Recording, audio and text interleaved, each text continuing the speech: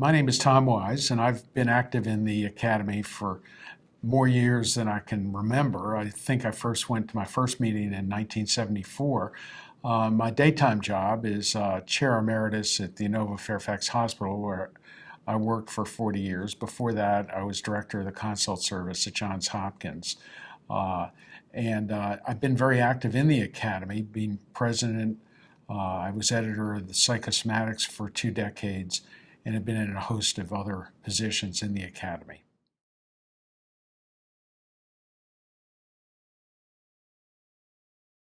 The Academy, when I first joined, was an interesting group. It was described rather sarcastically in the New Yorker, of all places, around 1955. The first meeting I went to was in 1975 in Charleston. The only reason I went there is I submitted a paper, and it was accepted, and at Hopkins, that was the currency of the realm, getting papers published. And I knew that if I went to the Academy and they allowed me to present the paper, which they did, it would get published, and it did. It was an eclectic group. That's one way of saying it. There were physicians of all sorts of disciplines, from dermatology to allergy to primary care, a number of psychiatrists, and psychologists as well. They were primarily in private practice, but there were also a healthy group of representatives from the Mayo Clinic. And the story has it that M.J. Martin, who was the chief of psychiatry at the Mayo Clinic at the time, liked to play golf and liked to go to meetings in warm places. And the Academy has always had meetings in nice places, at least since I've been there. And he was there. And there were a couple other, I'd say, academic individuals. Barney Dehlin and Keith Fisher were from Philadelphia, and there had been a long psychosomatic tradition there with Spurgeon and Weiss, I believe were the names. They had a classic textbook, and a few others, but it was quite a group. I got to meet a few of them. There was Richard Rada, who was just starting out his career. He had just finished his residency at the University of Chicago and was doing some great work in the endocrinology of aggression. So the two of us kind of got together. And then the second year, Tom Hackett arrived. It was exciting. It was exciting when Tom Hackett had the vision that this is a group that had some merit. Prior to that, I had met Wilford Dorfman, who was the editor of Psychosomatics, a founding editor, and he had come to a few rounds at Downstate Medical Center, SUNY Downstate, where I was a fellow under Franz Reichsman and Norman Levy, who were very active in the American Psychosomatic Society at that time. And Dr. Dorfman was, I didn't know who he was, but he looked like a dignified sort of man. And he said a few things in the rounds. I only saw him, I think, once or twice, that were eminently reasonable. He was an internist and psychiatrist, but had no real academic affiliation. So I asked, who was that who attended? And they said, well, it's Will Dorfman. He's in some Academy of Psychosomatic Medicine. That was really, I never heard of it before. But when Tom came, and I think that was in 1976, he said, the real thing about this organization is they have a peer-reviewed journal. That's the treasure in this group. And from then on, the journal and the organization is history, if you will. Tom came every year, as did I, and a number of other people came. There were a whole group. The Mayo Clinic group continued to come, but then C&L groups also began to come. John Schwab, who had written an elegant textbook of consultation psychiatry that's as good today as it was 50 years ago, began to come on a regular basis. He was a wonderful individual, a true academic, was just a brilliant, kind, decent guy. And so with some of these mentors, if you will, as well as a group of peers that started to come, always in warm places. One cannot overemphasize the meeting was a great way to see the rest of the country.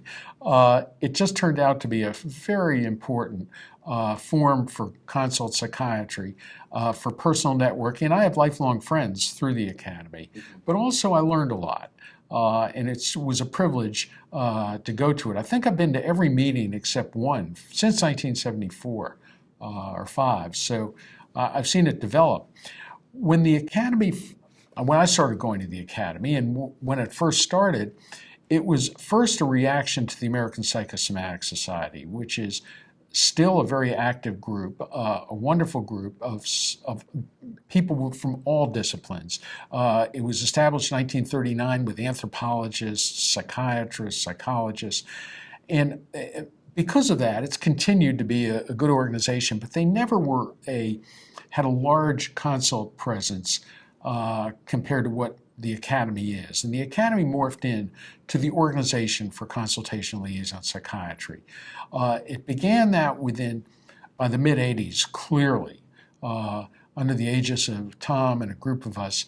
Bill Webb had joined the group. He was had been at Hopkins, had the job that I had there, and then moved to Pennsylvania, where he spent 20 years, was a very important figure in the Academy, a gracious, great man from Mississippi originally, gone to Princeton, then to Hopkins Medical School, trained at Hopkins, and then went to Pennsylvania, became chair at the University of Tennessee, and back to Baltimore at Sheppard Pratt.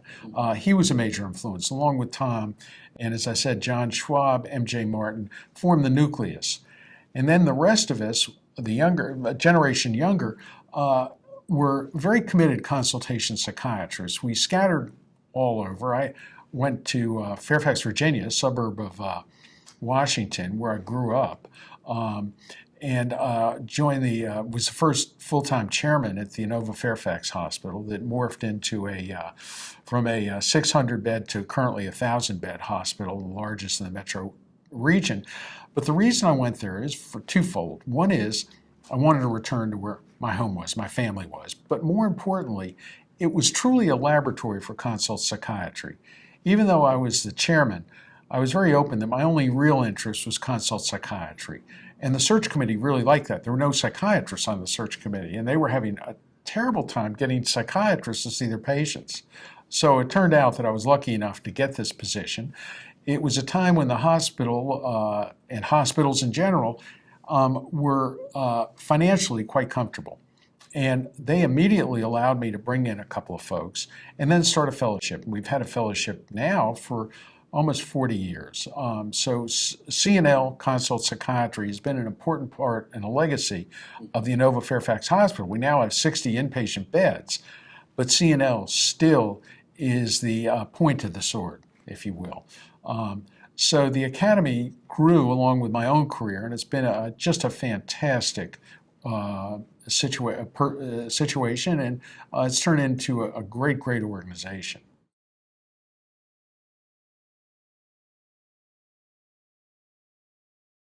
Well, since it was gradual, you learned more and more about the Academy.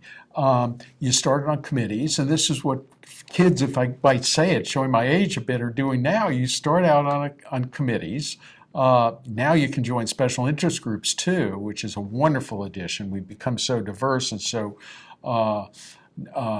important, if you will, in psychiatry, that you can have all sorts of interest groups. You have subspecialties, whether it's renal disease, oncology, a whole host of things, international psychiatry, that you started in these groups and then moved to the council eventually, and then up through the leadership. And you have ample time to prepare for these things. I was program chair, and we had the meeting in Chicago. And that's one thing that I do remember very well. It was in one of these glorious fall weekends in Chicago. The trees were still a host of colors. It was a warm enough day. You didn't need a coat. And Chicago's a beautiful city by the lake, an inland ocean, if you will. And we had Aldwin Lishman, who was a very prominent British psychiatrist who wrote his textbook of organic psychiatry, was a keynote speaker, and a group of others. And it went well, I thought. But everyone complained, why are we having it in Chicago? And I thought it was the greatest place in the world at the time. So I learned to listen a little more to what people think. There's always merit in listening to the majority, if you will. But moving into these various roles was interesting. The major issues were twofold in thinking about this. The first was, should we restrict membership to physicians and psychiatrists? There had been a variety of mental health disciplines, if you will, in the organization. And it was felt to be far stronger politically within psychiatry, organized and organized medicine, if you will, if we restricted the membership to physicians only. I was against it because there were so many outstanding, and some of them were like good friends, a number from Hopkins, who were psychologists, who were really outstanding researchers in particular, psychometricians, and there were other folks, there were neuropsychologists elsewhere. But Jimmy Holland was quite clear this was important. She was a major figure in the organization and was somebody who was almost always right. And she was right about this one, because at the time we made this decision, we began to see that we had to become a true subspecialty with added qualifications within the American Board of Psychiatry and Neurology. And this was a long and a difficult process, and being active in the academy, I took a large role in that. It was sequential. We thought it was an obvious thing. Once again, I was surprised at the reaction to a number of our colleagues who weren't CNL psychiatrists. And what we needed to demonstrate was that we had an organization of physicians primarily, that we had, and you needed a certain percentage of physicians, which we did have, that you had textbooks, fellowships, that you were an academic subspecialty. So I thought it was fairly obvious. By that point, we had a couple of textbooks that were quite good. So we went to the APA, which after some politicking, they approved that we could go forward. Then we met with representatives, again, from, I think, the Board of Psychiatry. It was first we got approved by the Assembly, then a delegation from the board. And they turned us down, to our great shock and horror. I went with Jimmy and myself, and there were 3 members who listened to our plea, if you will, why we should be especially with added qualifications. And the reason why we needed this endorsement, or this level now of subspecialization, was pretty straightforward. We were seeing that chairs of psychiatry that were not familiar with Consult-Liaison, or were very focused on biology or other subspecialties, tend to ignore CL. They didn't have fellowships. Those that were doing CL were beleaguered. Many of the places were. We all complained about not being given enough attention, but they truly were. When one did site visits, you saw a lot of the places were really not being given credit or support. Credit's one thing, but support is another. Where residents would rotate through for 3 months part-time, and it really was not enough. It was at best a service obligation. So concurrent at this time was Jim Strain, who I like to call the Pied Piper of Consult-Liaison, who literally went around the country, very much got people enthused in what we did, had written a good book with Dr. Grossman, and it's just a marvelous salesman. And I don't mean that demeaning. I mean it with great admiration, that Jim was a grand character, and he still is. And he is a very exciting, uplifting individual. And he was able to get NIMH and their education division that was led by Dr. James Eaton, who is a really important figure in psychosomatic medicine. He was director of the psychiatry education branch at NIMH, and he had run the CNL service at Tulane. And Jim, who is now a colleague of mine in Washington, gave grants. Jim helped develop this for educational grants to various institutions throughout the country. And this was a follow-up to the Rockefeller Foundation grants that were in 1935. So this was around 1980. A number of years had passed, to say the least. And Jim and a number of us went around the country surveying these grant applications, and it really built up a strong cadre of educators. These individuals would generally come to the academy, a lot of the educators. They also went to the American Psychosomatic Society, and I mention that because the CNL psychiatrists in the APS felt that they were being given second shifts. They were being ignored. And the example for that is they'd have a caucus, if you will, at 7 a.m. in the morning. But the reality is that was the only time you could fit this in. So people naturally gravitated to the Academy of Psychosomatic Medicine. So then we became more and more focused on becoming a qualified subspecialty. And the next time, 10 years elapsed, The next time is we went before the board and the board representatives, who basically passed us with flying colors. And there was a reason for that, in large part. The expedited approval is many of the delegation from the board were chairs of various psychiatric departments who themselves were CNL psychiatrists. The culture and time had changed dramatically, and we eventually got subspecialization, and we had our first exam, and I don't know the numbers of now board certified subspecialists, but it's certainly in the high hundreds, if not in the thousands. It's over 1,000. Steve Scheiber helped us greatly. We really had a good group. He was executive director of the ABPN at the time.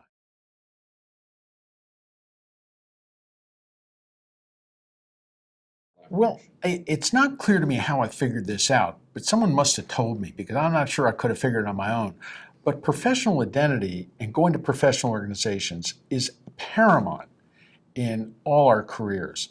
No matter what you're interested in, it really helps to go to an organization with similar, like-minded people, because it provides role modeling, friends that are doing what you're doing, you develop friendships, and you find that there are a lot of similar problems. And that's where the academy was so important.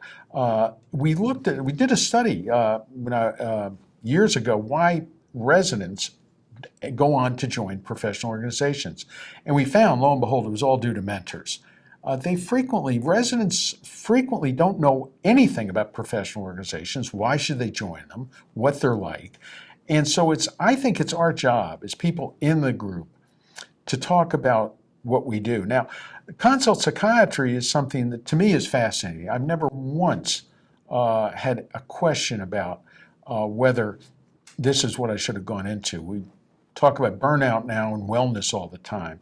But psychiatry is one of the most satisfying fields in general. But CNL has absolutely been truly a blessing to get to do. And the academy reinforces that. It helps your career. You see a lot of people, you get people who will be references when you want to move up the academic career, or will hire you, or will help place you or tell you to look up people if you want to go into clinical practice, private practice. So it's an absolutely marvelous experience that's fun to hear what's going on. You learn a lot. And so it's an interplay between your own personal style learning and then joining a group with similar people. Tom Hackett was the master at this. He was really so inspiring to everybody that it's not a surprise that the Mass General group is to this day, is an integral part of the organization. We have an alumni meeting of our Fairfax alumni every meeting, and we're now up to 30 or 40 potential people that come to the meetings, and they're having a dinner tonight. Not everyone can show up every year, but it makes life very worthwhile. It's the reason I went into CNL, though, I think deserves some mention. I had gone into internal medicine at the Boston City Hospital, and then entered psychiatry. My aunt was a psychiatrist, Miriam Rosenthal, who was 90 years old at this point. And, she was specialized in OBGYN at Case Western, but she had been a medical resident at Johns Hopkins and knew the chief of the service that I eventually went to join and head the consult service, Eugene Meyer. And she gave me his paper that was written in 1955. And this must have been, I think 1970 and I found it was one of those, they call it in certain old psychiatric things, a lock and a key. All of a sudden, it was like a light bulb in a room. This is what I wanted to do. This is what I was interested in. I'd always liked medicine, and psychiatry too, but this opened up how you could combine both. And that was a seminal moment in reading that paper. And what I admire so much about John Schwab, fast forwarding to getting to know him, he wrote a lot about that paper in his textbook. And so it was just one of those unique things that I was able to enjoy a career. And I think transmitting that enthusiasm is the key. Tom Hackett would light up a room wherever he was. And he was brilliant in looking at what was going on and turning it into a solvable, positive thing. It's also not by chance that so many of his people are leaders in American psychiatry, and in particular the Academy of Psychosomatic Medicine. So we've been truly, truly blessed. Now, getting to the other issue, the journal Psychosomatics, Yes. has been a platform for many young members of the society, starting out with case reports, clinical series of cases, controlled, randomized controlled trials of clinical issues. It's always been a clinical journal, for sure, but it always has looked out for the younger members and given them a platform in which to start publishing, to learn about publishing. We've had workshops on publishing at the meetings, and I think that's been an important thing. Ted Stern has carried on the role to make it an outstanding journal. General Hospital Psychiatry, of all things, was founded basically within the Academy. Don Lipsett was the founding editor. Jim Strain was very active in that journal. So the Academy's played a terribly important part in the academic development of consultation liaison psychiatry. I don't like the word guild, but in fact we are a guild for consultation liaison psychiatry. The big objection as we tried to get added qualifications is this would add to the balkanization, the fragmentation of psychiatry in general. I look at it exactly opposite. We reify every day we go to work that psychiatry is a medical discipline, and we're not particularly different than our colleagues in psychiatry or in medicine. We use the same principles, but we focus on the medically ill, whether inpatient or outpatient. And now with the evolution of collaborative care by one of our great members, the late Wayne Caton, we just have moved this into the ambulatory sphere in a very focused and systematic way.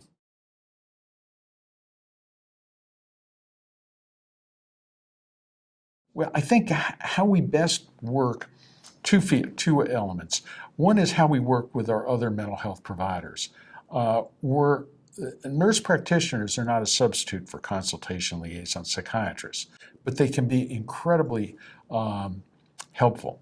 And I wrote a paper when I was at Hopkins on the use of nurses in a consultation liaison service. So we had a couple of very, very skilled nurses who I still see in Baltimore. I've always been part of Hopkins Department of Psychiatry since I left there. I go there one day a week. And now it's been carried on by Joe Benevenu. I wrote a paper that got buried. I sent it to a journal that no one reads, and has since gone out of existence, so it's probably not even available. But nowadays, we can use very effectively nurse practitioners, and we do that at Fairfax. They don't substitute for consultation liaison psychiatry. They work on our inpatient units and do overdose evaluations in the general service with residents, students, and CNL psychiatrists overseeing them. That's our first challenge. The second challenge is really how we can truly evolve into doing collaborative care. We need to integrate psychiatry into medicine. That seems to be the current buzzword of the day in the ambulatory state arena, and that's absolutely correct. We can't be just in hospital settings. The problem is the administrators of various health systems, hospitals, clinics, etc., think that we're interchangeable. They have a relatively naive view of mental health providers, if you will. We've changed our name frequently to behavioral health, which I think is a terrible error. We're a discipline of medicine, and I don't see any synonyms in internal medicine or neurosurgery, really. They call it the neurosciences, but that's still, a neurosurgeon is a neurosurgeon. And we're providers, quote unquote, but we're far more than that. So our great challenge is how to do this in the ambulatory arena. And the reason I say it's a challenge is all too often the use of co-location. Putting a social worker in a primary care setting is looked at as collaborative care. In no way is it collaborative care. It's not systematic. We don't use measurement commonly. You don't treat to target always. You don't have all the tools that a consultation liaison psychiatrist has. Now, nurse practitioners can learn this to a great degree. I think other disciplines is far harder. The nurses are raised in a medical tradition, and I say that with admiration. Social workers who can have a skill set that we don't have, but to substitute for us is very different. They don't have the medical background, really, that we have. And the same is for licensed practical counselors, LPCs. They are probably pretty good in doing some types of therapy, but to work with the somatization cases, the cases that need medication that primary care doctors are often good at, but more complicated situations, you need someone else, and that's going to be a psychiatrist. So the way Wayne envisioned the collaborative care, and Ergen Yunzer, his successor, sees care managers as focal. They're generally nurses, but they're not utilized exclusively throughout the country. And this is a big, administrators use this integration as a buzzword. And there are actually some conferences that come up every year that are quite expensive to go to. And they're show and tell conferences. They're like the conferences when we had managed care. And I think those do a disservice to us. That makes the academy even more important, is a vehicle to educate people. And we've been doing that for a long time. And to get our younger members up to snuff on what's the latest, getting residents in psychiatry to come here, even medical students. We all see people that were medical students, and we got them interested in psychiatry, and they came back to consult psychiatry.